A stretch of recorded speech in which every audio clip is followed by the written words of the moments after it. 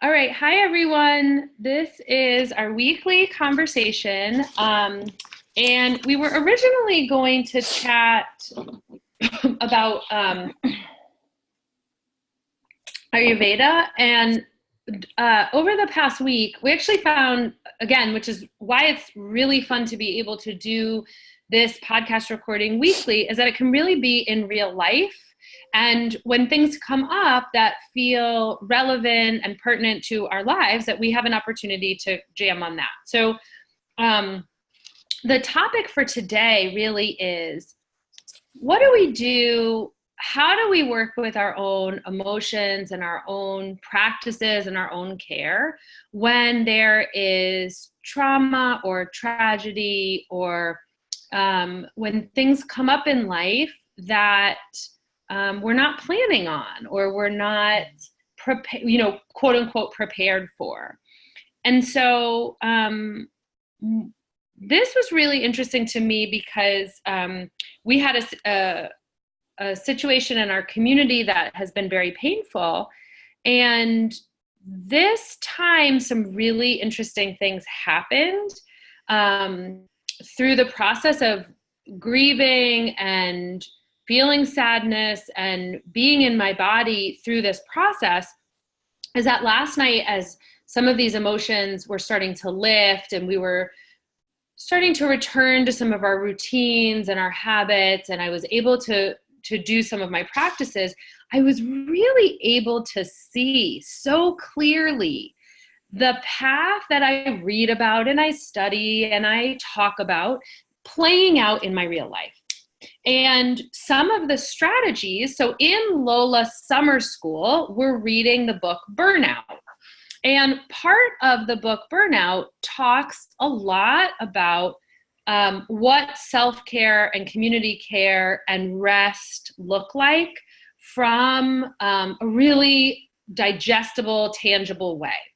And so simultaneously to moving through this past week and then also just this past month, I was able to really see these connections to what does it really mean to take care of your physical, emotional, social, all the layers of who we are, and what's underneath some of the patterns and habits. So watching this unfold in real life has been really powerful.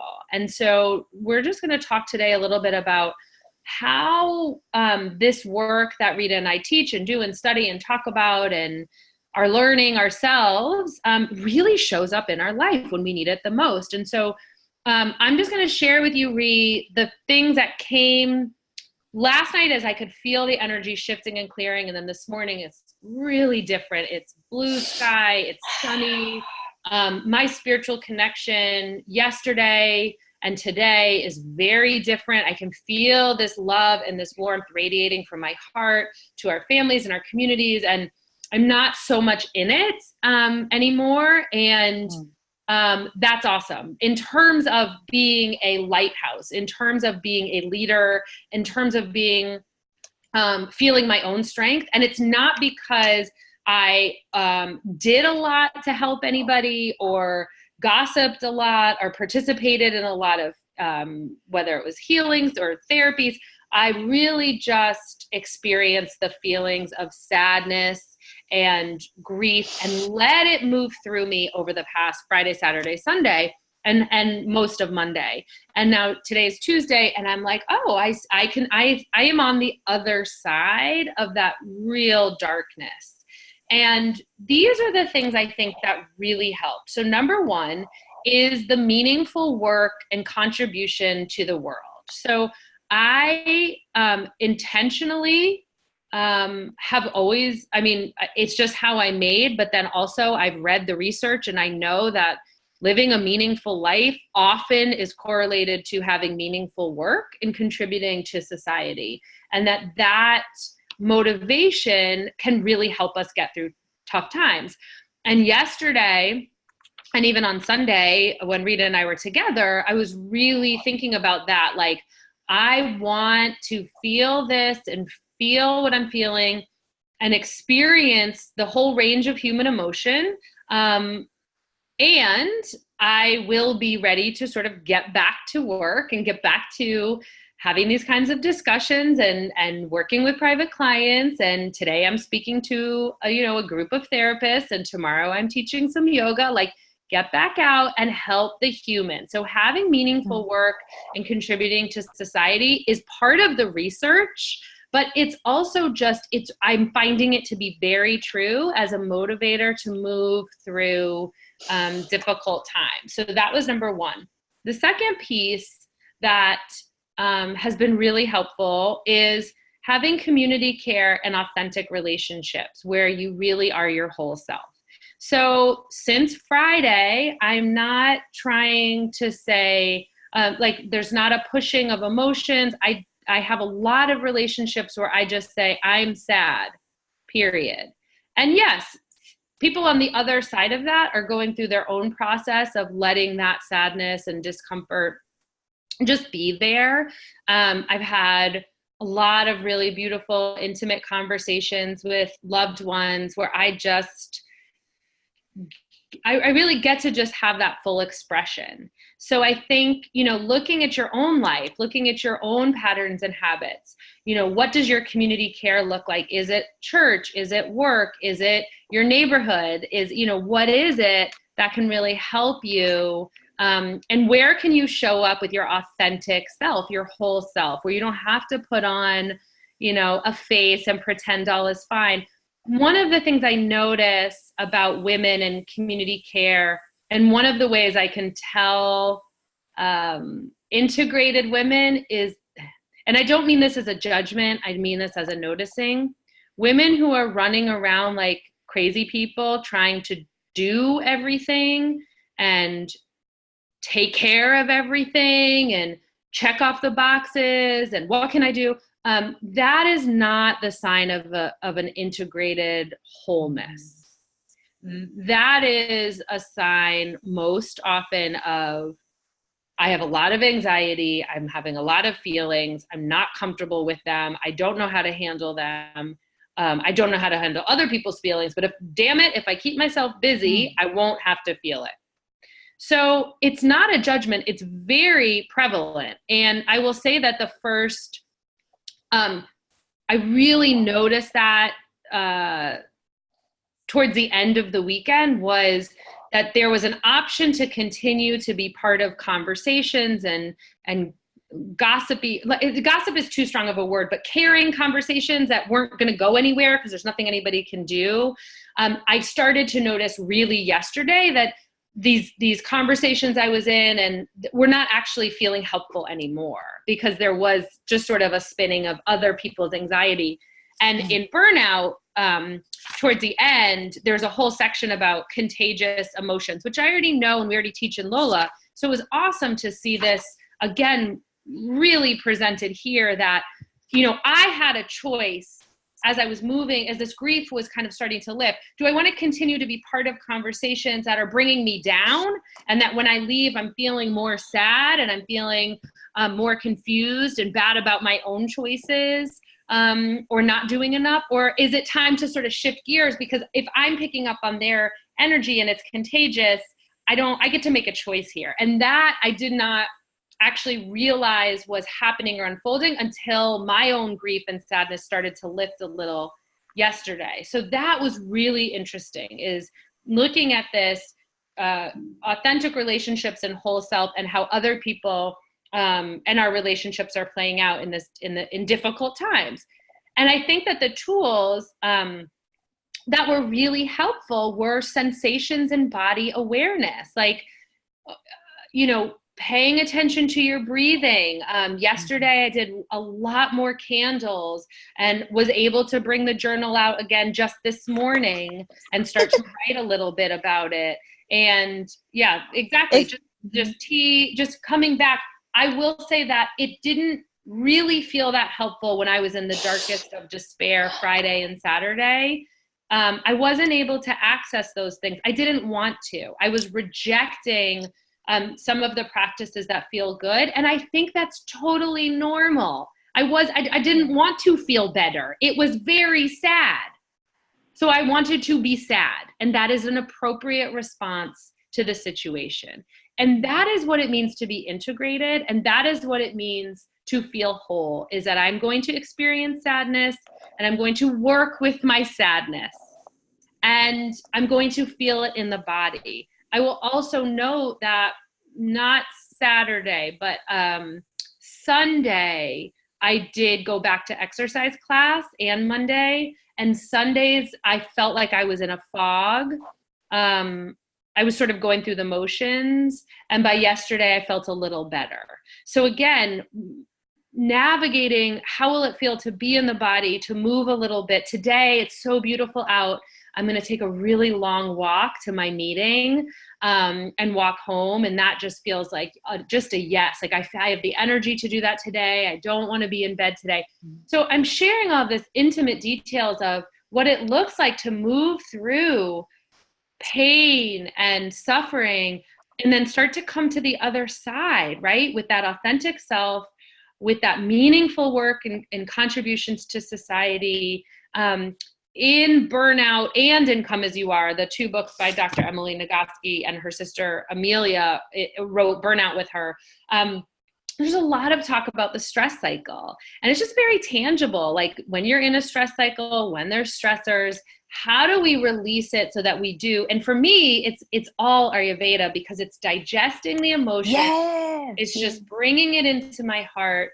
And I'm just going to close with this one story that I, as many of you are, am also very sensitive. And, I do believe that we all pick up. What I know from the science and the spirit is that emotions are contagious, energy is contagious, and that we're all vibing off of each other, right? Mm-hmm. So as someone who considers herself deeply spiritual and emotional, I see these as my superpowers, not as my weaknesses, although I grew up thinking it was the reverse. And this empath, everyone's an empath these days, right? This is the big thing. I actually think the more that we continue to talk about that, the more that we continue to perpetuate not having our own energetic boundaries and taking responsibility for our own energy and strength. And what I mean by that is, yes, I relate to being sensitive. I relate to feeling empathic because I also have clairsentience and I have this knowing. I have this clear knowing in my life that I've always had. And when I'm getting up at 4 a.m. and lighting candles and really living a spiritual, clear life, that is very tuned up. That is high. This situation and having people who are suffering around me, I've realized that I actually can also turn it down. I can turn it up and allow myself to feel what others are feeling and connect with them. And I can also turn it down and hone my energy inward, working with my chakras, working with my own system, my own physical strength, right? That's why lifting weights is really important. Mm-hmm. Physical and emotional strength. And this time, in this situation, I had a very beautiful, intense, long conversation with someone who's very closely, intimately linked to this particular tragedy. And at the end of the call last night, very late, it's out of my alignment because I normally go to bed early, but this person reached out and we had this long, intimate conversation. I got a lot of details about specifics with family and with tragedy. And after the call, I came downstairs and I got my sage and I stood up with my husband and I was doing a lot of breathing and I did some clearing and I said, I'm not taking this on. This is not mine. Like I can just be a soft, calm, focused, peaceful place for this person who's suffering and in a stress cycle that she's not able to get out of right now. And not because of her, but it's because of the nature of her work, her closeness to the family and all these things that are going on. And I will say that I don't think I've ever been able to do that. And that felt amazing. And that felt like a real support. I didn't take on, it's not mine to take on. It's like we always say, my biz, your biz, and God's biz. This was not my biz. But I was a place for this person to go where I wasn't going to get caught up, and my energetic boundaries were clear, and I was breathing through the whole call. I was mindful that I wanted to break the cycle of getting too involved mentally, physically, and emotionally.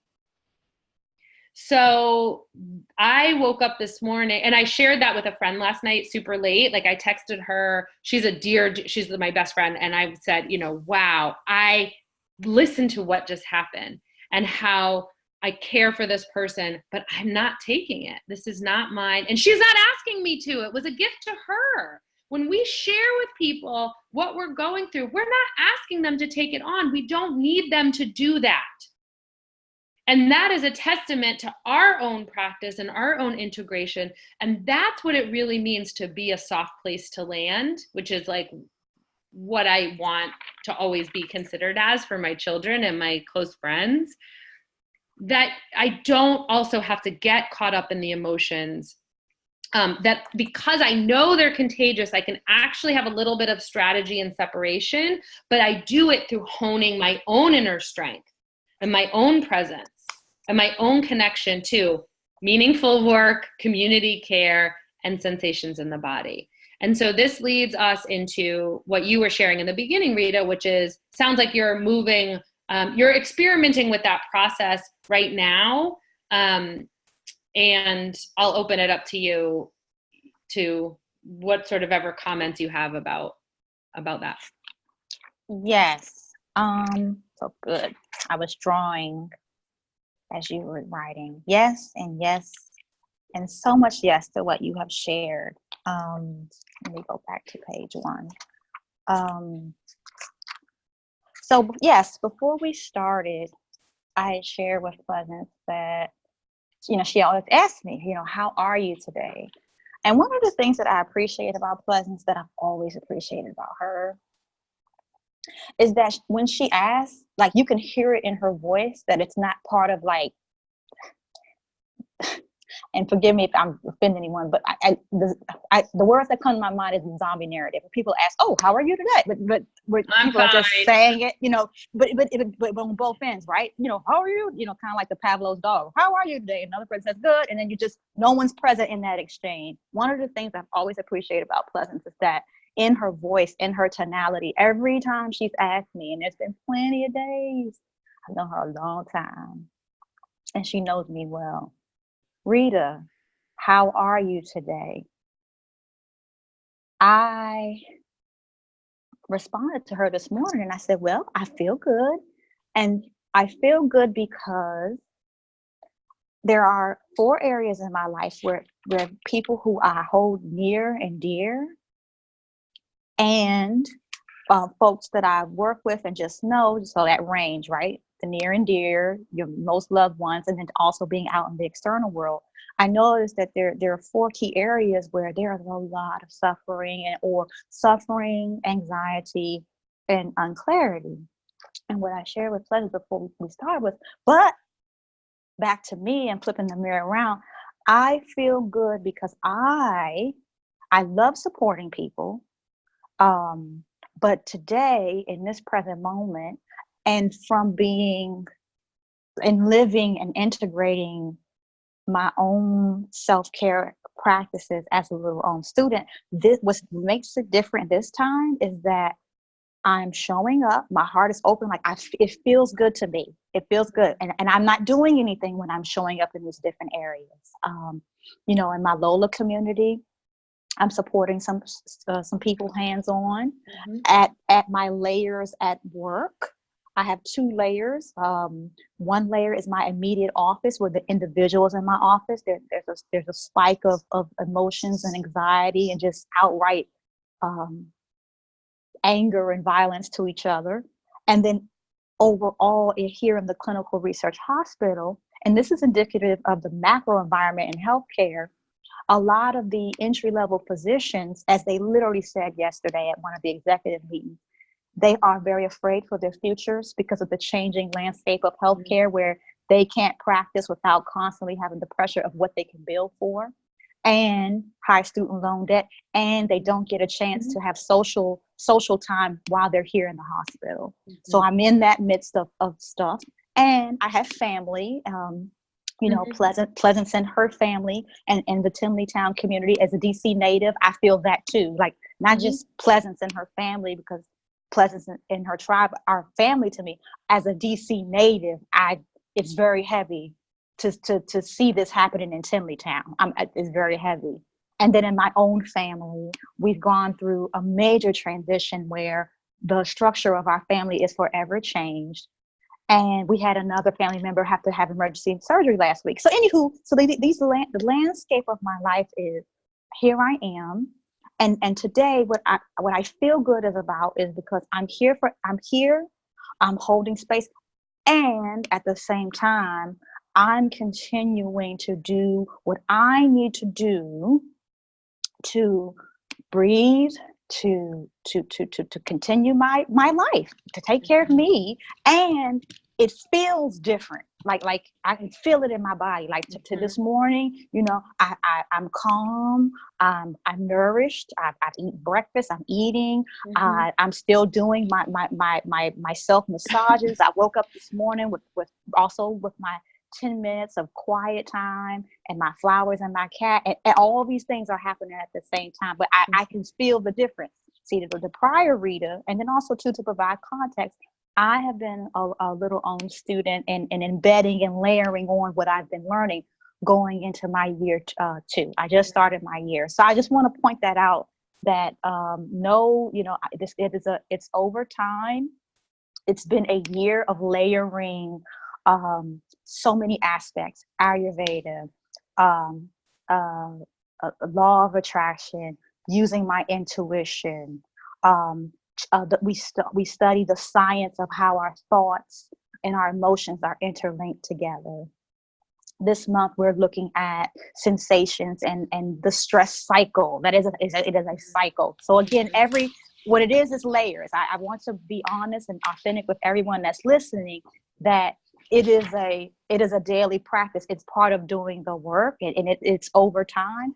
And I'm so happy that today I'm holding space for myself and all of these various pockets in my life of individuals and groups that I care for. But it's essential to do what I need to do first. That is so essential. And I feel my pace is steady. I can tell the difference even in my physiology. Before, let's say, chaos ensues in different parts of my life, I feel like my anxiety spiking, my breathing is fast, I'm not eating, I'm losing my purse, I'm forgetting things. But now I'm in a different place. My foundation is the way that I allot my time. I had to get a tighten up. Like, interesting enough, that same day that I came to see Pleasance, it was an equal exchange. I showed up for her and for the household. And it was interesting because we actually ended up doing some one-on-one. And again, that's the community care, right? She's also my community partner in Lola Community. And she had some medicine for me, which is, all right, Rita, you know, it's summertime. It's a new season. You're a leader. I need you to step up and go back to your structures and systems that make your life go together. And for me, what that looks like is my calendar and the way I run my time. So I would also add to that you being open-minded and being open-hearted is so crucial when you're going through crisis. Because if you're closed-minded, you're trapped in your own mind. And what that looks like is, if someone is trying to provide some insight or knock and open the door and have you come out, because your mind is not open, you can't receive. And your heart has to be open too. You have to be vulnerable. You know, if something is going on, like I said, when Pleasance asks me how am I doing, or anyone for that matter, she can intuit. She's not that type of person you can go, oh, I'm fine. So the being open-hearted is you got to be honest with folks. If someone is kind enough to ask you from a place of sincerity and care how you're doing, I hope that we can all that's a moment to pause and say, you know what, this is a person who really, they're asking because they want to know. Let me take a risk and really honestly tell them, because guess what? They're in that moment might be your medicine. You You know, if someone's really asking how you're doing, and you feel it in your body that you're keeping stress in you, and you're keeping you, that might be an opportunity to say, you know what, I don't feel good right now. But that's risk taking. That's a piece of the work too. Is being honest enough, and that's part of the culture change too that we have to do. Like you said, Pleasance. You know, I'm sad right now.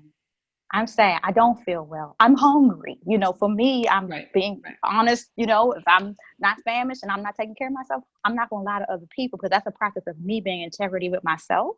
So like, you know, hey, you know, how am I doing, Rita? I'm hungry right now, and I know I have to do this meeting, but let me go and get some food, because I'm not going to feel well. So excuse me. I mean, that's part of being self-responsible, like caring for yourself, you know, being honest with yourself and being honest with others about how you really feel in this moment. So one of the things that I'm really curious about, especially after hearing, like, when you started with saying, like, there's this group that's going through something, in this group that's going through something, in this group that's going through something. Here's what I know to be true. When you listen and care for your own self, emotions, healing, and actual layers of what it means to be human, that you're not bypassing them each day by trying to fix other people, or overwork, or overextend, or not sleep enough, or all of the different ways that we sort of avoid being in our bodies, that the truth is much more painful, because the truth is, Rita and everybody else, myself included, every group that I'm in and every person that I know is going through some level of something always. So I think that what you're noticing, I mean, one of the things that we've been talking about a lot this year with you is embodiment. And like, you are it's this dance, right? In burnout, they talk about human giver syndrome. And do you suffer from human giver syndrome, believing you have a moral obligation, you owe it to your partner, your family, the world, or even to yourself, to be pretty, happy, calm, generous, and attentive to the needs of others? Are you suffering from human giver syndrome? Do you believe that any failure to be pretty, happy, calm, generous, and attentive makes you a failure as a person? Believing your failure means you deserve punishment, like mentally beating yourself up, or believing these are not symptoms but normal and true ideas. So this whole idea of human giver syndrome rather than human being is that and I love this part, we have a moral obligation to be there, to be whole humanity, to give to it and give it cheerfully.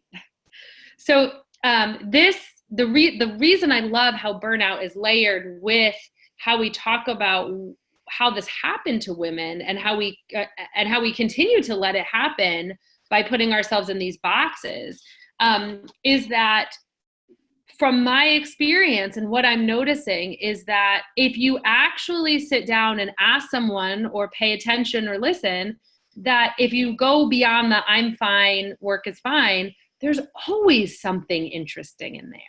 There's always something the person is chewing on. And the embodiment piece, right? Tapping into our body, our physical body through lots of Ayurvedic practices and nature practices, helps us access that truth and not be so afraid of it. And the next layer of that is that when you truly start to do that with people, you are able to see that in yourself, right? Like what you're going through. And this links to, I've talked about this before, Sharon Salzberg, when a big aha moment for me was when I heard Sharon Salzberg say she woke up one day in college in a Buddhism class, and when they talked about suffering and the ways that you suffer and then how to get out of it, she was like, oh my gosh, other people suffer too. You know, she'd been through so much trauma and tragedy that she didn't realize. She was just a victim. She was just in her own head feeling so sad and isolated.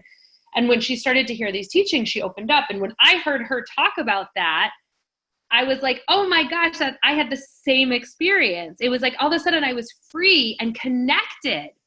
And I'm connected by the truth of our lives, the truth of the relationship, the truth of the grief and the sadness, the full spectrum. So this is a really good teaching, because what does it mean to have full spectrum, wholehearted living? It means that we have sadness and darkness, and we have tools to sit with it and work with it. Or like I did on Saturday, pull the covers over my head when I can and lay there and do very little, or walk to coffee, or like just really low hanging fruit to take care of myself, not with candles, not with meditation. I did not want to journal on Saturday. I did not want to do any practices. I did not want to get on my yoga mat. I did not want any of that. I actually, Saturday night, I told this to Rita, I was like, I just want to smoke something, right? Like I want it to be naughty. I want it to be bad, right? And I have labeled smoking stuff as bad and naughty. That's a whole different conversation. Mm-hmm. But I did not want to feel the things. I also know that I have enough tool that I've seen myself go through this enough to know that eventually I would reconnect to source and spirit. And that it wouldn't be like, weeks and weeks of laying in bed, because that's actually never happened. So that self-trust piece, that layering piece of what does a human giver look like? What does that feel like? And when we are in authentic relationships, like I bet another year from now, there won't be such clear, well, this group has this and this group has this and this, because it'll be more fluid, because your acceptance of like, oh, this is what it means to be human. And when seasons change, these are the kinds of things that happen. There is a shift of seasons that we lean into. Unfortunately, this into Pitta season, Pitta fire causes a lot of heat in people, inside of people, because Ayurveda does not separate these energies from our emotions. So we see this rise in gun violence. We see a rise in anger, in physical manifestation of anger. And that is an out of balance Pitta, expressing itself. Again, this is normal, quote unquote, in the fact that we're only made up of these elements. And when the elements build up and they don't have a release valve, this is what happens. Like there's a buildup. Yes. And I'm so glad. Yes. Let me chew on what you just said. So also today, because the integration is settling in, I'm even able to notice the differences, the different relationships, the different, let me just stop there. The differences in my life. And this is important, how to be able to discriminate and notice details from a place of, not from a place of neuroticism, but just noticing nuances, knowing, because again, in my prior chapter of life, if I would have told you the story, it would have sounded like this. Oh my God, and which you've heard it before. Pleasance has heard it before. Oh my God, Pleasance, my life is a mess. Everywhere I turn, there's so much grief and suffering. And I'm grieving and suffering, so that must mean. See, you hear that loop? Yeah. But no, today it's like no, everything is not jumbled together. No, I know where my keys are, and I just came out of a huddle supporting a coworker 5 minutes before joining and stepping into this space, and I'm okay. I'm well rested. I feel good. I'm here with you because it's different. It's different now, and I just want to share that also, because again, I'm recovering. We're all recovering. I'm recovering from everything, just because not living from being out of my body. A sign and a signal of someone living out of their body is everything looking. And like using absolutes. Oh my God, everywhere I turn, all of my relationships or everybody's stressed out, and everybody, everything. You're not able to see color. You're not able to see texture. You're not able to separate and recognize. You're not able to give yourself space, or give the person that you're showing up for space, because you're not present, and you don't see what's right in front of you. So I just want to thank you for pointing that out, because that's another sign that I'm starting to notice what is in my life, and the changes that happen, again, minute to minute, the chaos that happen minute to minute. And just to layer in, because I also consider myself, again, I'm learning Ayurveda in April. It's so interesting how, again, one point like of clarity leads to the next. In April, because Pleasance pointed it out and I was open to it, watching how nature could change in one day was one of the best lessons that made one of our core teachings in our lower little community clique. One of the core teachings is that, okay, again, there's a different energy when there's a different season. And all we have to do is be aware enough and present enough to just notice the change. That's the first step. And literally waking up where we woke up and it was raining and it was cloudy and the energy was very heavy, and literally an hour later. That's our internal life. That's what's happening inside of us. Yes. It's our inner landscape. Yes. It ebbs and it flows. Yes. You watch it rise and fall. There were dark clouds and they've lifted. Yes. And they'll come back. Yes. And again, and a pleasant model. And that's why I want to verbalize. When it was raining, when we woke up, again, timing, you wake up, we had our breakfast.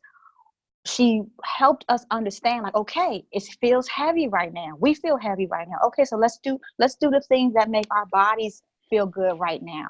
Then when, let's lean into how we feel right now. And we can do that. You have agency to do that, women or men, if you're listening. Guess what, y'all? We have agency. Like she said, the morning when you wake up with the covers over your head, guess what? You have the power to do that. Give yourself that power back to if you don't feel well and you want the covers over your head. That is a physiological self-cue. To allow yourself to feel that. And then, when you feel the tingle and you feel the energy let up, okay, the sun is out. Take advantage of that. Take advantage that, okay, the skies are clear. Like literally the skies are clear. The storm has lifted. Allow yourself to take advantage of that and notice that and see what happens. Just keep doing your experiments, and that's what I've been doing. It's just being open-hearted and open-minded to, if it's an opportunity to do something different, just try it and see if it feels good. And if it's working, keep doing it. Yeah. And I think that the part of that, to know whether you should stay, I get this question a lot. In fact, someone from the podcast, thank you very much. Her name is escaping my head right. Oh, Maggie, reached out and said, I've been listening to your podcast and I don't know you, but I heard you stop drinking. And then I heard you decided to drink a little again. Can you tell me more about that? And my response basically was like, you have to decide for you what your patterns and habits with discipline and isolation and practice is. Because when I was sitting at the Ayurveda conference and Dr. Ram Kumar said, are you using your discipline as a way to isolate and to continue to be like holier than thou, or, and like have these extremes? And he was really talking about food, because food is a big area where people do this. I was like, oh my gosh, that's exactly what I've done with alcohol. As I experimented with all this time off. And I know that, and I'm realizing that in my story, I don't feel like I'm an addict. I don't feel like, I think I was over drinking a lot out of really bad habit, and I broke the habit, and I was like, okay, I feel like I could come back to the middle. And that feels like a really good place for me to be, because I am able to go way extreme into discipline. And you know what happens? It's very isolating and lonely. It is a way that I actually take away my joy. Yes. I do extremes, like get up at 4 a.m. and then I'm tired at 8, so I don't go to social things. Like that's my pattern and habit. And it's a way that I strengthen like my independence, but also my like hierarchy and my own minds of like what's good and what's bad. And I realized that was happening. So the point of saying all that is you have to examine in your life if pulling the covers is a tool or a weapon, if it is there to serve you, or if you've done that 4 mornings in a row and you need to get your butt up and go sweat, or if you were good at getting your butt up and go sweat and maybe you need to pull the covers up and stay in bed. And the energy of nature and the 5 elements are offering us suggestions of how to balance it. So Ayurveda is very intuitive. If it's rainy and heavy, get up and go sweat.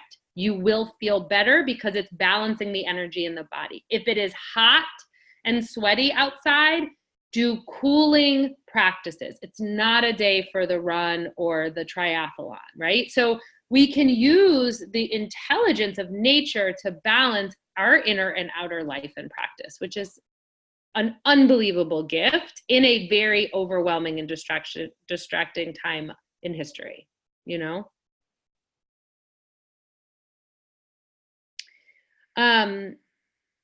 Okay, I'm going to close today with this quote from Burnout, The Secret to Unlocking the Stress Cycle, which we are reading in Lola Summer School.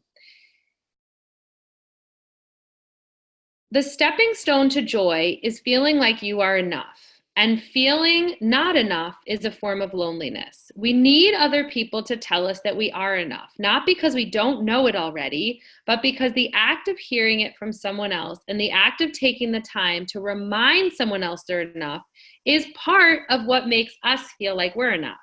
We give and we receive, and we are made whole. It is a normal, healthy condition of humanity to need each other and to need people to remind us that we can trust ourselves, that we can be as tender and compassionate with ourselves as we would be, as our best selves towards any suffering child. To need help feeling enough is not a pathology. It is not neediness. It's as normal as your need to assure the people you love that they can trust themselves, that they can be as tender and compassionate with themselves as you would be with them. And this exchange, this connection, is the springboard from which we launch into a joyful life. Wellness, once again, is not a state of mind, but a state of action. It is the freedom to move through the cycles of being human, and this ongoing mutual exchange of support is the essential action of wellness. It is the flow of givers giving and accepting support in all its many forms. The cure for burnout is not only self-care, it is all of us caring for one another. So we'll say it one more time. Trust your body. Be kind to yourself. You are enough just as you are right now. Your joy matters, and please tell everyone you know. So thank you so much. Just closing with that quote. Rita's back. She was gone and then came back, but I just wanted to close out with that the quote. Phone died. Excuse And me, everyone. That's okay. And we'll see you next week. So Rita, any blessings for anyone as we close out? Yes. Just my mantra this week is feel the feels. Feel the feels. I definitely am watching and noticing that most of us have a first reaction to shut down heavy emotions. Just, I want to encourage people to feel the feels. Thank you. Thank you.